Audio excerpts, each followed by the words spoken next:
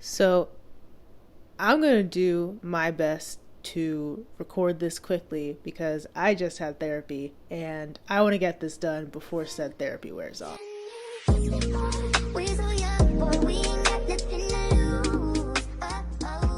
Hi, I've got to reintroduce myself. My name is Taylor. I am the creator. I am the brain behind Bottums Up, a podcast by lesbians for lesbians. I myself am a lesbian. Shocker. I'm wearing a collared shirt, so that should have been enough. This is also, if you're watching the visual version of this, this is a new outfit for me. I'm in my Nigel Thornberry best. Hopefully you guys like it. I like it. I think I look really good. So this reintroduction is because when I initially started this podcast, it was with a friend of mine, Pao. They have decided that this is not something that is healthy for them to pursue at the moment. They're kind of going through it. Totally understand. But I really still thought that this is something that I want to put some time and energy into, not only for other people, but also for myself. The purpose behind this show was to give people a roadmap of sorts to creating connections, especially when you're in your 20s and you just got into adulthood and nobody told you how awful it would be. Trust me, I'm trying to be positive, but I've had a lot of conversations with my therapist about this, especially over the past 2 years. I'm really learning how to put myself out there, to be vulnerable, and to make these connections. And especially as a queer person, having connections with other queer people is incredibly important.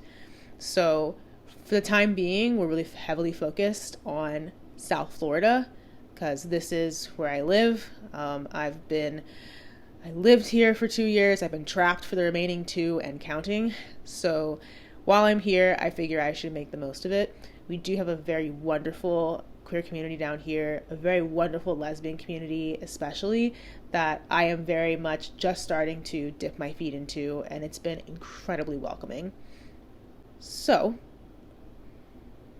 to, again, introduce who I am, like I said, I moved down to Florida 4 years ago. I moved here to start grad school, which I have since completed. I was in grad school. I got my master's in architecture. I'm working towards becoming a licensed architect in the state of Florida, which I will then take somewhere else, anywhere else, frankly. I don't know. What else? I'm a horse girl. That seems to be relevant information for people. As I'm recording this, I haven't even gone back and finished fully editing episode 1. However, I have edited enough of it to the point where I want to apologize for 2 things. Oh my goodness, I'm just becoming an influencer and I'm already making an apology. That's got to be a record, but whatever. I would like to apologize for using the word like all the time as my one filler word. I use not nearly as much as like. So I'm going to apologize for that. I also apologize because I speak like my tongue is made of a box of spaghetti noodles. Deeply, deeply apologize for that. I will try very hard to enunciate my words and be very easy to understand and very easy to hear. I don't know. I guess I could touch on my experience, especially as, a fresh adult moving down to a state that is 1,000 miles away from home for me. I grew up in Maryland. I did my undergrad near Washington, D.C., and that's a completely different queer community than you would even begin to see in Florida, especially in South Florida. When I initially moved down here, I had this goal in my head that I wanted to move to Florida by the time that I was 30. And I was so proud of myself when I first got here, but within the first week, I knew that this wasn't going to be my forever home. That being said, I do have to make the most of it. So after I finished grad school, I moved into an apartment of my own, which is the space that I'm currently recording in.